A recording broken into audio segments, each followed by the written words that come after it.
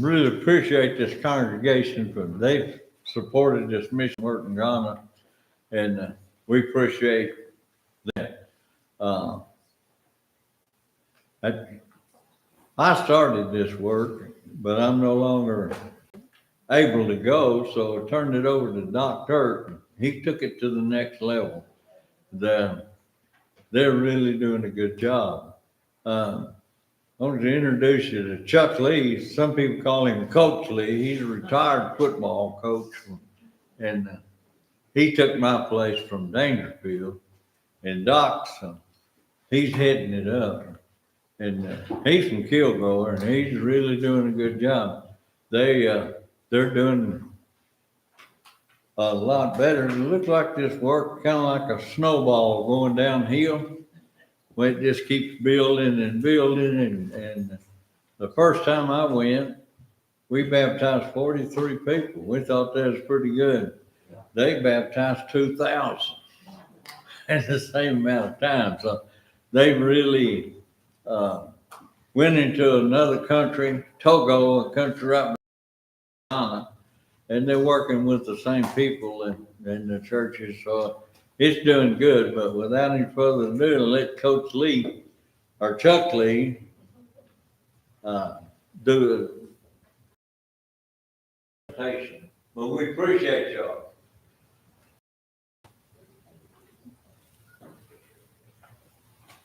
See if I can get this thing turned on. Is that on? Okay, good deal. I also want to express my thanks. This is my first time to actually do this particular thing. I've presented reports at Dangerfield before, just to my home congregation after we make a trip.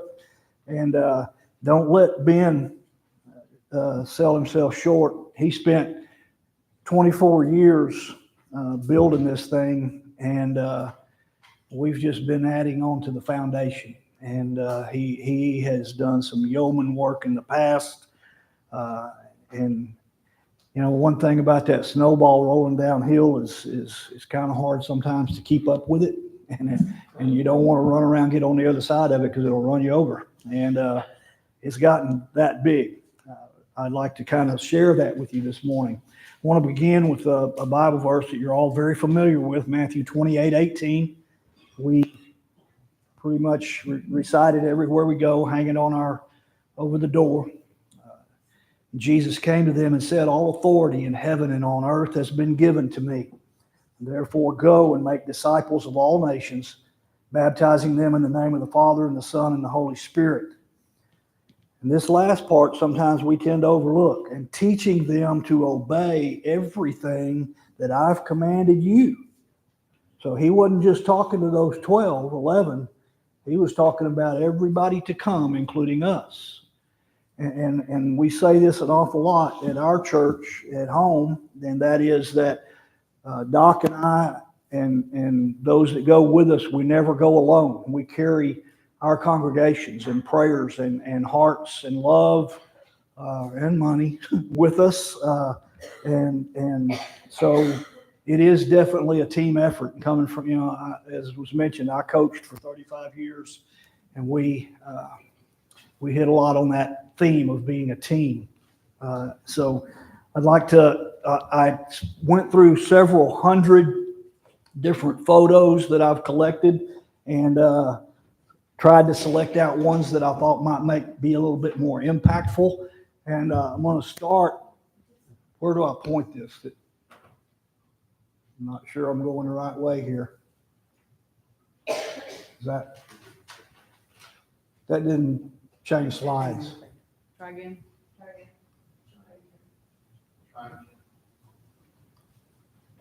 There we go.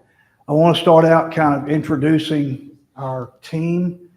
This is a couple of years old, but it's the only one I could find with the core members. Doc right there, and this is Adam Strasner, myself in the back, Lance Hooten. This is a guy that went once with us, and then Ryan Simpson. The 1, 2, 3, 4, 5 of us kind of make up the core of the team. We go pretty much every trip, and we take 1 or 2 or 3 people with us as we can talk them into it. Speaking of, Ben and I have been going to church together 24 years now, and we sit right across the aisle from each other, and he probably spent at least 10 or 15 of those years hounding me. Sure would like for you to go to Ghana. Sure would like for you to go to Ghana. And I came up with every excuse I could find. And so he went to the source and got my wife involved so that I didn't have any excuses. And I think my first trip was in 2018 when I met Doc, and I've been on every trip that's been made since then. I believe 13 now. I'm not sure. I've lost track. But that's our core U.S. team. And then Rodney Britt, some of you may know him. He is that basement bass singer for a cappella for a number of years. When Ben quit, he loved to say that it took two of them to do his job, and that was Doc and Rodney. And then Rodney has since taken a permanent preaching job in Indiana, and he goes about once a year, tries to, with us. And then Johnny Coleman, I just went blank. Johnny Coleman, who is the preacher at Ore City, and he goes with us once a year. He's been a member of this thing for a long time too, way back before Doc or I, either one, got involved. And then that's Ben. I found the best picture I could of him. This is actually a trip in 2013. He and my wife went. My wife went a number of years before I did, and they made him honorary village chief and gave him an outfit to wear, and they threw a huge party and ceremony. My wife was named Queen Mother for the day, and she would have divorced me if I'd brought a picture of her and her get up. But anyway, I figured Ben was a pretty good sport. So that's not, and again, Ben does a lot of work back here at home while we're going on the trips and stuff. He takes care of finances and money going and coming and whatnot. And then this big portion here is Ghana, and then Togo runs right next to it. It's kind of a skinny country, and I normally would point out some of the cities and things, but I just want to give you kind of an overall. A lot of things have changed since we first got involved with you all as far as support goes. We used to fly into Accra right down here somewhere, which is the largest city in Africa or in Ghana, and then we would travel from there about 6 or 8 hours to a home base somewhere. And then we, if I'm not mistaken, Ben, you can correct me anywhere along the way, but a lot of people tried to talk him out of going north and going into Ghana, Togo. And Ben, I don't know if y'all know this, he got a little bit of a stubborn streak, and he kind of took that as a challenge. And so we have since gone north all the way up to here, which the farther north you get, the more Muslim it gets. And I would just like to kind of share this. Our last trip in September, the day we got there, a man came to see us at our hotel, a local preacher. Hope you don't mind me telling this, Doc, but and he tried to discourage us, said, "You're wasting your time. You spent a lot of money to get up here, and there's nothing here. It's all Muslim. You don't have much of a chance." The Lord had better ideas, and we preached in 2023. Let me just give you this figure. We shared the gospel with more than 20,000 people. And in our 3 trips, February, June, and September, we baptized 5,075. But this particular trip in September, 2 weeks later, he was back in our hotel asking to get involved with us, since we had baptized 1,900 people in his area, that he said we were wasting our time. And Doc could probably share this again on our way here. We were talking about, we get reports every day from our team on the ground, and that's next. Let me go ahead and put these guys on our African team, and this is not all of them, but it is a large core. I know some of you are familiar with Emmanuel Adu, Philip, the evangelist is what we call him, and this is Mensa, and John Morkley is kind of our logistics guy on the ground. He takes care. He is the director of Ghana Togo missions over there, and he can do more with less than anybody I've ever met in my life.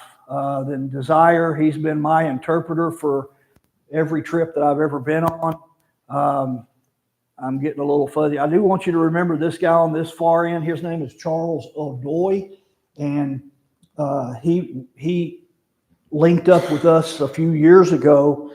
He had been hearing about us, about what we were doing, and he made a special.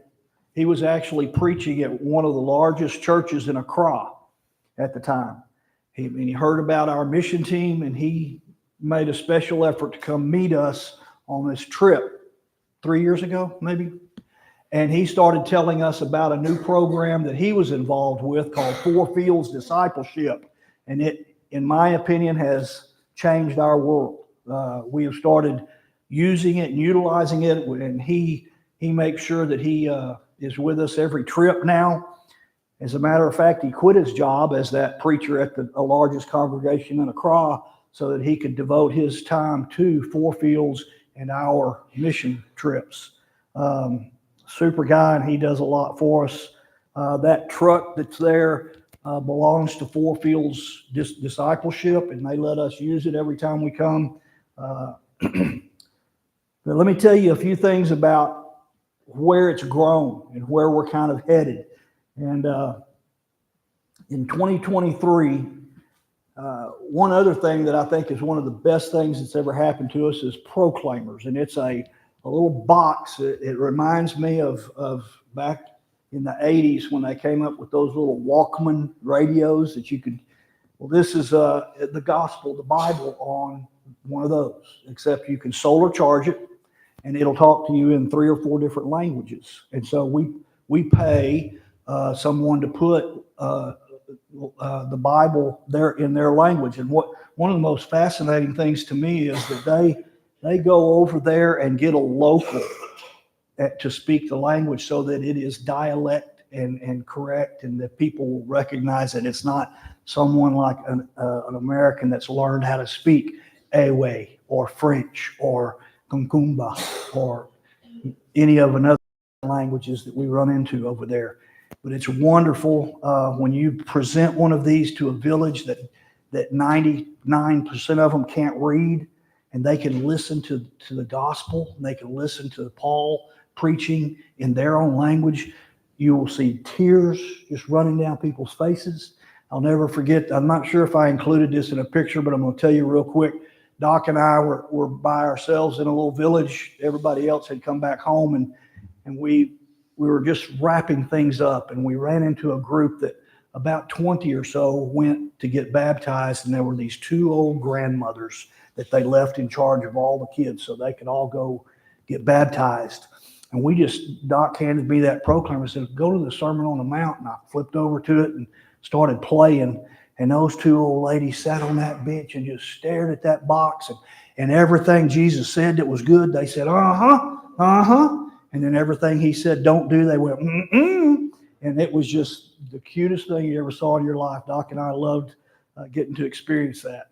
And anyway, so between Charles and the Four Fields Discipleship, I mentioned in September, we baptized about 1,900 people in that particular area. We were counting on our way here today. They're sending us reports that in those, how many churches? 33? 39 churches that we planted, 49, planted with 1,900 baptisms.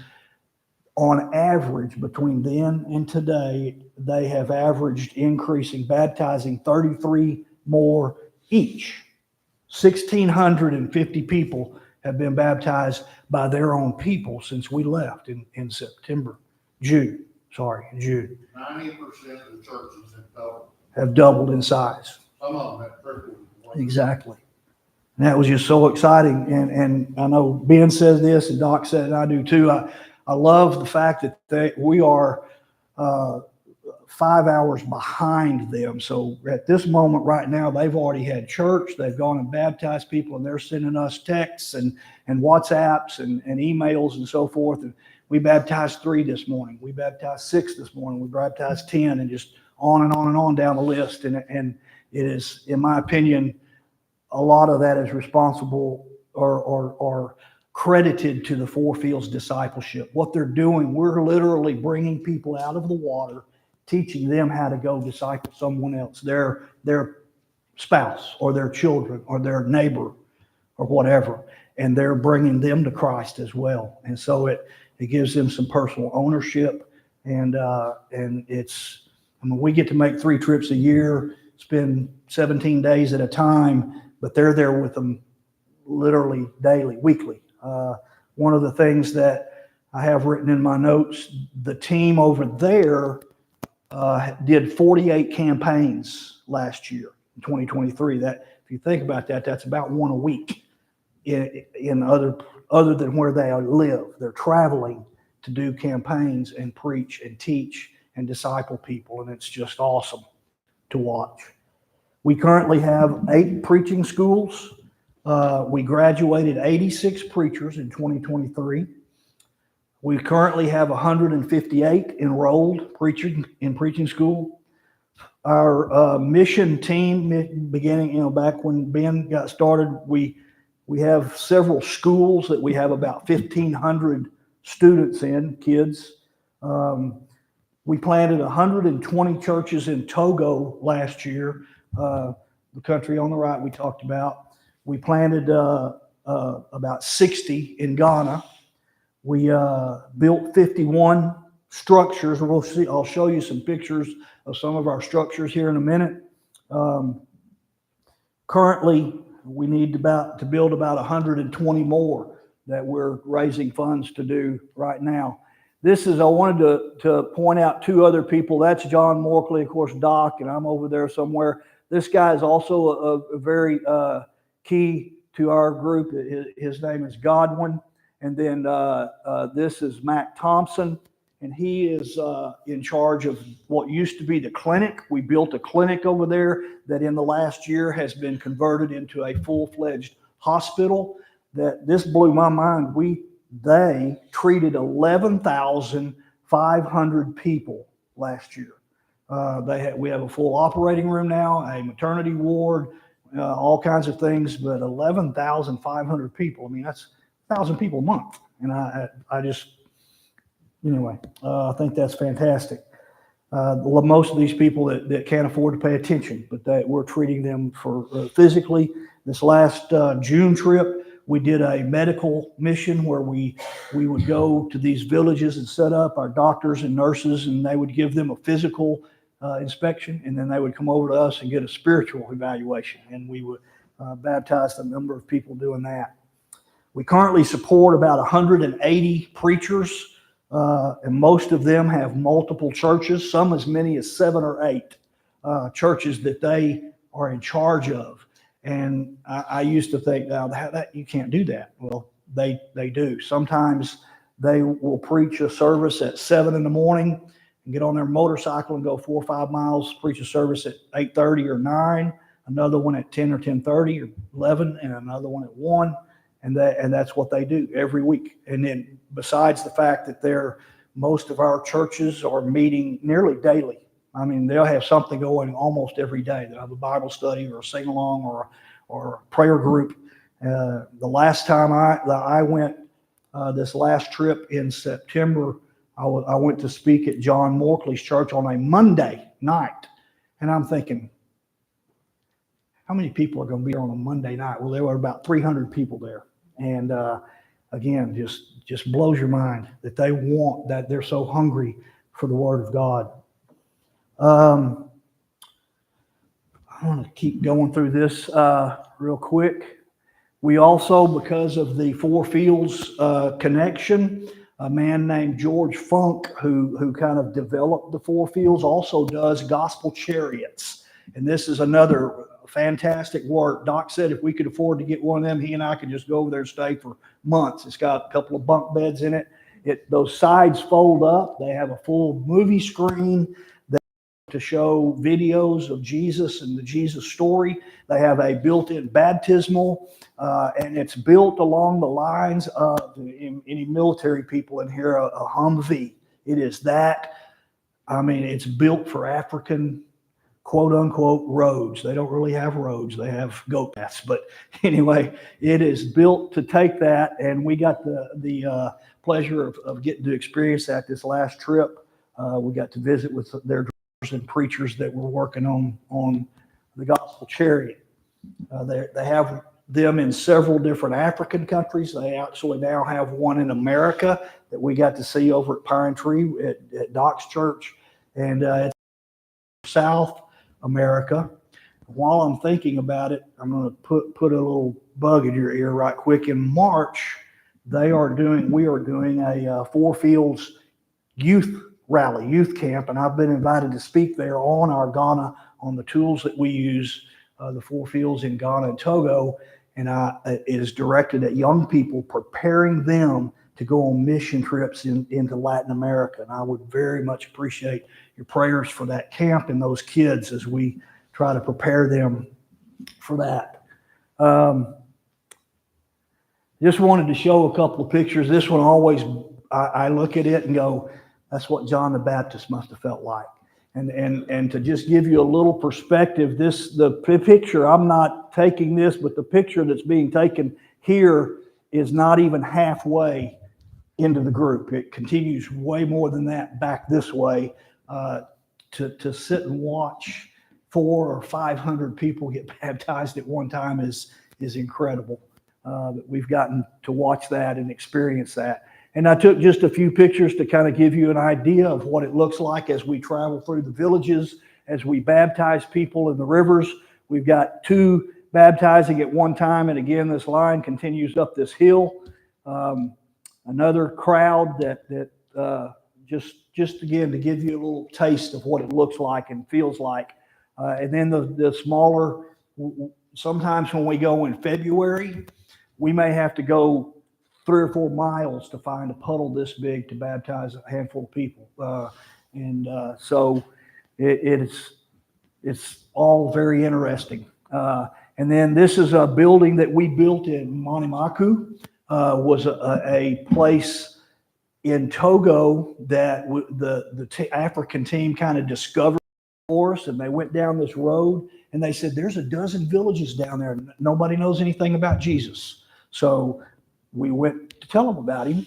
And this was our second experience. Another one was in Garankuka, but with finding these mass numbers of people who had never heard of Jesus, who were hungry, thirsty for the Word of God. And we baptized 500 in a day there, something like that, 552 in one afternoon. And they said, build us a structure that'll hold 400. And we did, and they filled it immediately. And we had to actually add on some tent area to have a ladies' day there. It was a fabulous experience.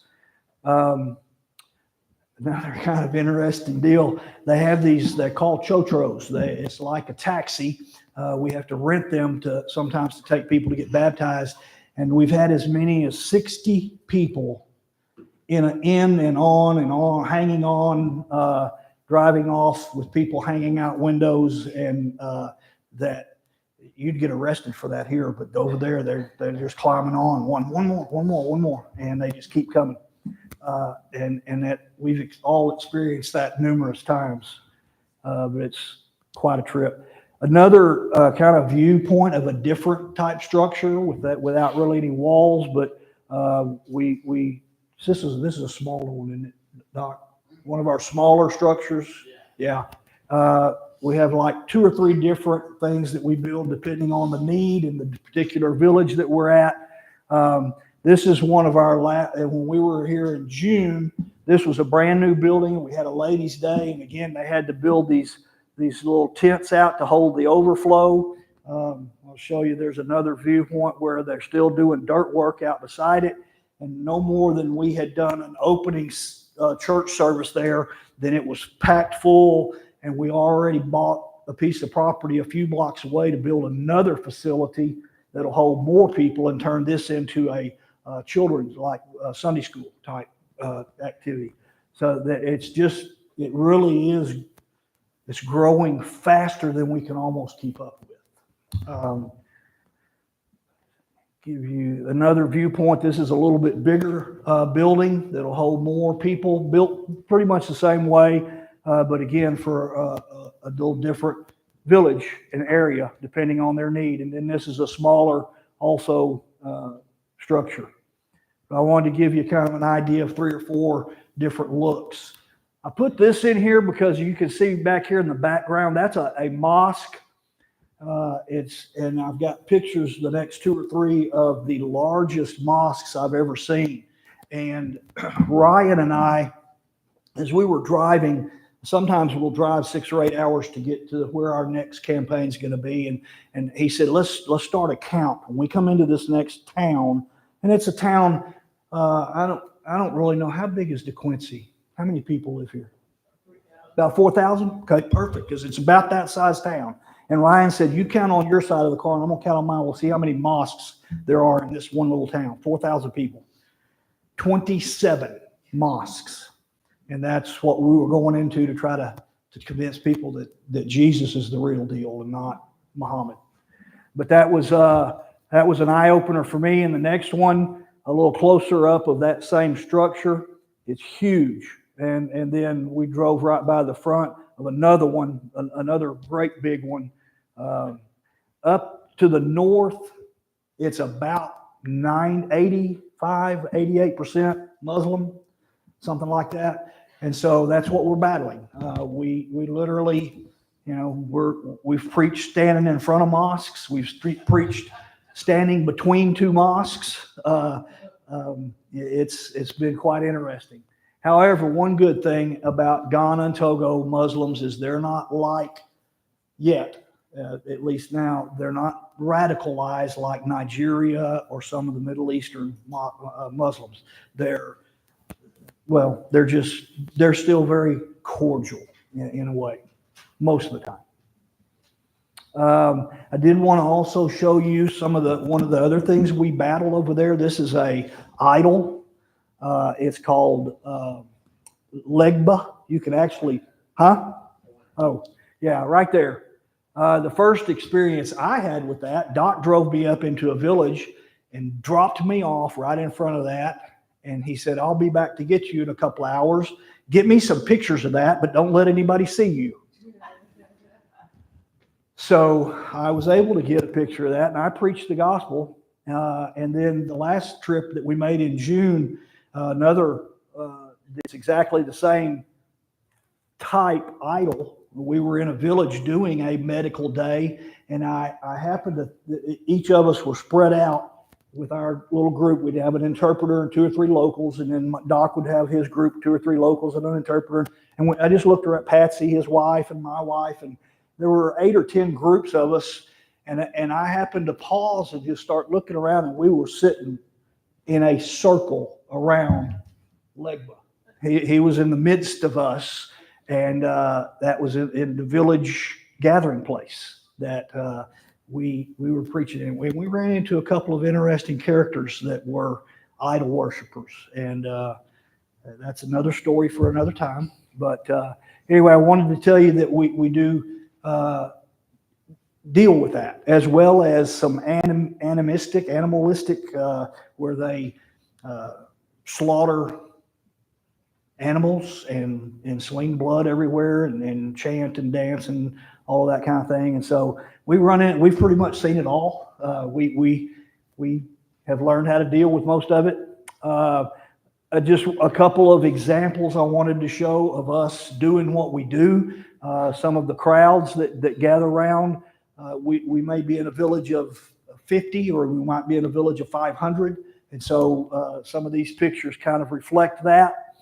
This is a proclaimer that we were talking about that has a little pop-up that can charge solar through the sun. And then, like I said, it'll preach in their language. And then, of course, they all love football. They don't like us to call it soccer because it's football to them. But we try to take a handful of those and give out to the kids. And they enjoy that. Doc preaching.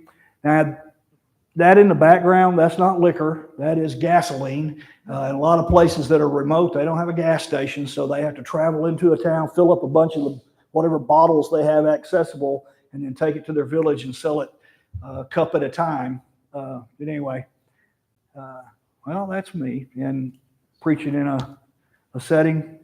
Another look at what we do, again, on a daily basis.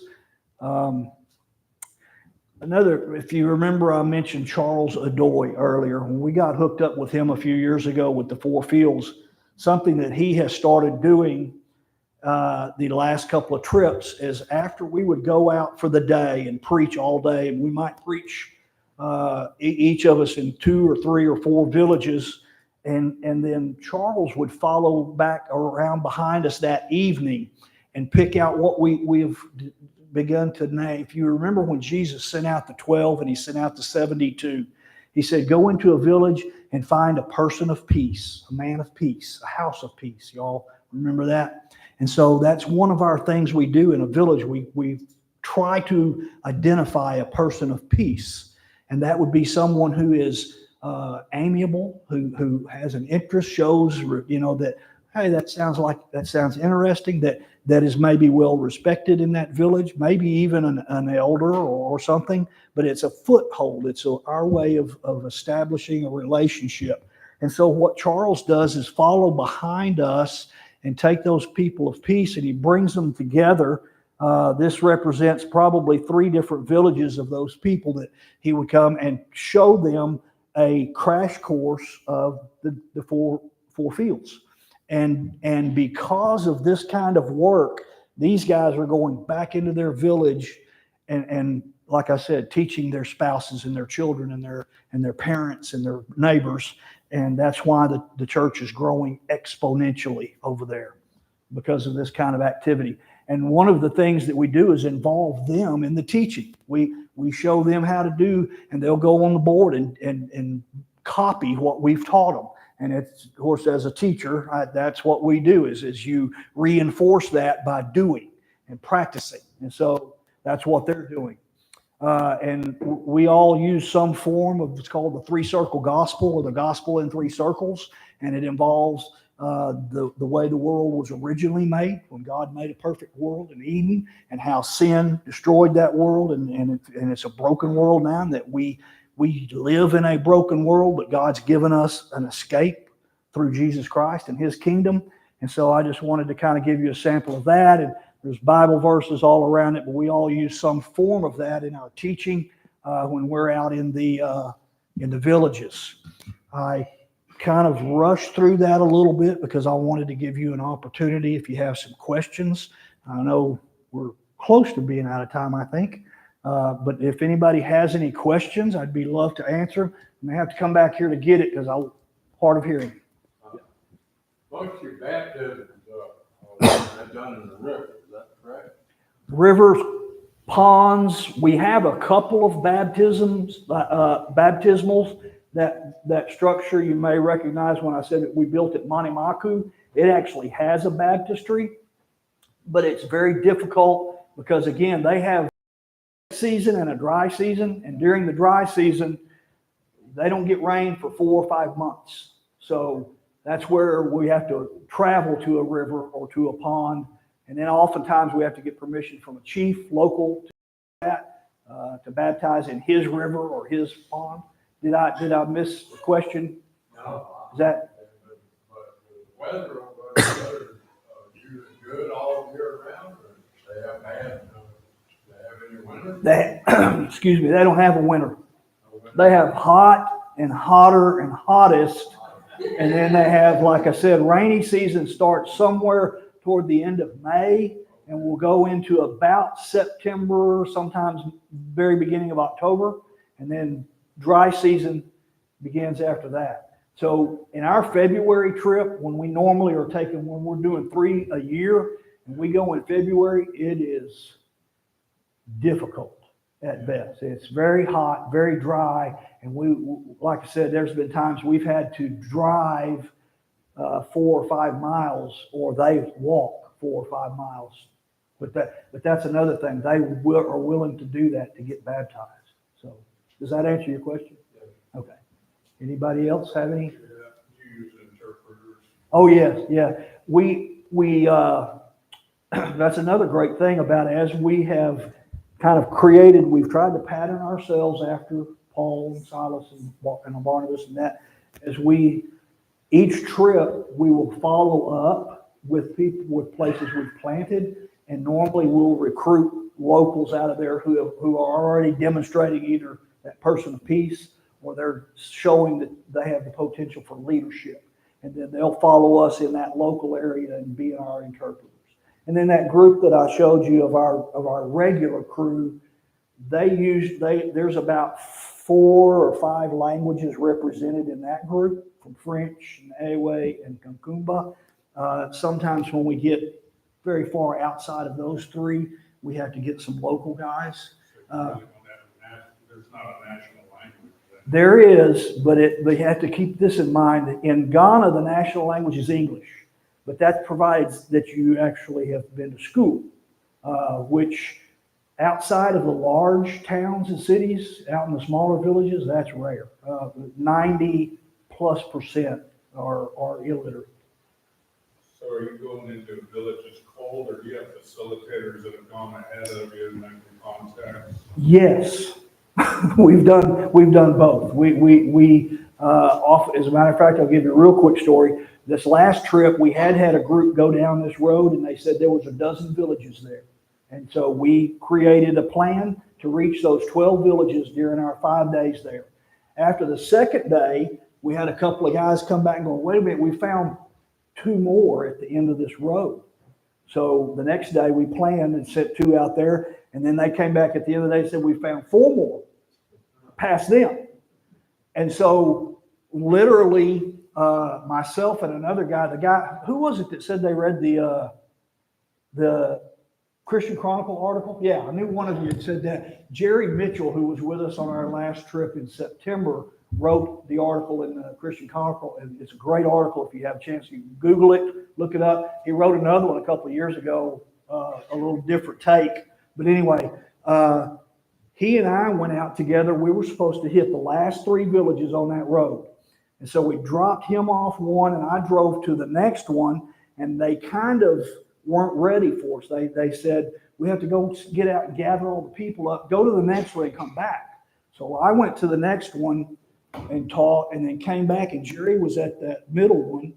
And one of the ladies that he had talked to at his first one, who they rejected him right off the bat, said, they wouldn't listen to him. So she literally ran behind, followed him to the next village and said, I've made arrangements for those that want to hear. If you'll come back, we're going to go out this way, away from the main village, so that you won't get any pushback. And so then on top of that, after I came back and met up, that same lady said, oh, and by the way, there's another group over here that y'all don't apparently know about. So I went to them and preached. So it's kind of a mixed bag. We do have a group that goes out and prepares the ground for us, and they do a fantastic job. And it's not like, okay, we're waiting on the white guys to get here to get baptized. They're just going out and seeing the interest. They're going. As a matter of fact, you want to tell this later, or I'll tell it real quick. This last place we went, we ended up calling it Kingdom Road because we baptized 1,900 people on there. And 2 years ago, the chiefs would not let our African brothers even come visit. They said no, they wouldn't give them permission to even come visit. So another year went by with them kind of continuing to ask permission, continuing to put out feelers. And then the chief said, yeah, y'all can come. But they went into the first village and they said, we want no part of you. We've been burned by, just fill in the blank, whether it's whatever denomination you can think of. They've come in here and said they want to do this and do that. We never see them again. So go away. We want no part of you. Well, that group that I showed you, they were just persistent. They kept going out and just making friends and telling them, we're not pushing denomination on you. We're pushing Jesus Christ on you.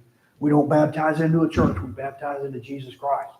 And at that point in this past summer, when they finally understood that we weren't bringing a denomination, they said, we've been praying about you for 2 years. You're finally here. So that kind of answer your question. We do both. Like I said, they do scout it real well, and we go into places blind. That's why sometimes we can go into a village and baptize 200 or 300, and every one of us have struck out. We've gone in and not had a single one. A lot of times you're dealing with not so much the government, but a local chief. Correct. And again, we're like, Ben said this a long time ago. He said, I don't want really any part of these big cities because they got a TV set even in their little shack or their hut. I want to go places where there's not any electric wires, because that way you're pretty well dealing with people that don't have a clue about anything. I've been in, like I said, I've stepped into a village, had 150, 200 people in that, and my first question is, who can tell me who Jesus Christ is? Nobody. Not a hand go up, nobody. Or maybe, we've heard about him, but don't know who he is. And I just thank the Lord. Thank you, God. Yes, sir. Another quick question about that is, the chiefs or the people that run the villages, they let y'all baptize them, or they want their neighbors to baptize them? Okay, that's a great question. And this, again, Ben kind of set this precedent, and or at least this is the way I've understood it my whole time with it, is that we follow kind of Paul's admonitions that we don't want anybody to be able to say, oh, well, that white man baptized me. Who baptized you? So our local guys, the guys that I showed you on that picture of the others are that we have, they actually do the physical baptism. As far as I know, I've been asked to, and I politely declined because of that very reason. Am I right, Dr. Bill? We have had, now, here's another thing, and some of the chiefs won't exert any influence because they don't want people getting baptized because they said to, or they don't want them turning us down because they said to. So a lot of them stay real neutral. And I know a long time, even when I first started a few years ago, it was very rare that a chief would go get baptized. It's becoming more common now. I think Doc's baptized more than any of us, but occasionally a chief will go, I've heard all I need to hear, I want to go get baptized. And that's a fantastic thing. But yeah, sometimes we do get pushback. We do get some rejection. Anybody else? And I think we are absolutely out of time, but I want to thank you again for listening. Thank you for being here, for your interest and your support. I do have one more quick thing to say, and I tell this every time I get a chance, and that is last year our budget, what we spent in Ghana and Togo, now this is actually money we've raised and gone over there and spent, because nobody takes a salary on our staff. Nobody. We pay our own way to go there. We pay our own meals, etc. We pay our translators and our drivers, pay for the gas, all that stuff. But we spent right at $1 million. Am I right, Doc? Isn't that right? About $1 million in fiscal year 2023. I say this all the time at home. I believe, and I'm convinced of this, I think we could take $1 million every single trip, spend every penny justifiably, and still have needs that go unmet. That's just a fact of life.